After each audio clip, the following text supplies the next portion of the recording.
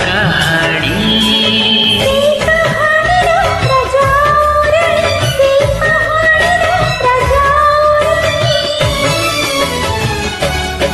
खाली तू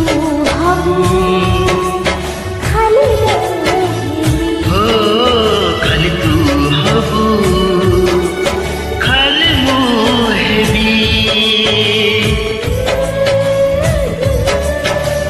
हो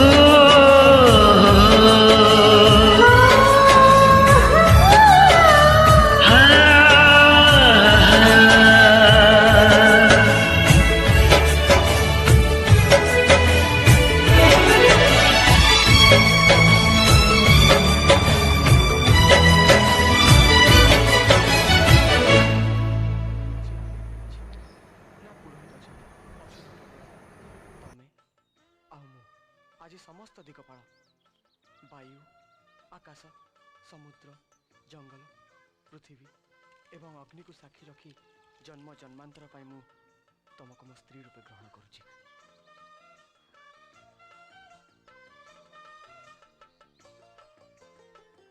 जानी आम मनर मिलन हो सारी किंतु जो पर्यंत ये समाज आम परिवार आमर ये बाहागर को एक्सेप्ट न करछंती आम भितर आम सेमती कौन संपर्क रखा जो आम परिवार आम समाज आमको घृणा कर जानी तमें मो कथा निश्चय मानब।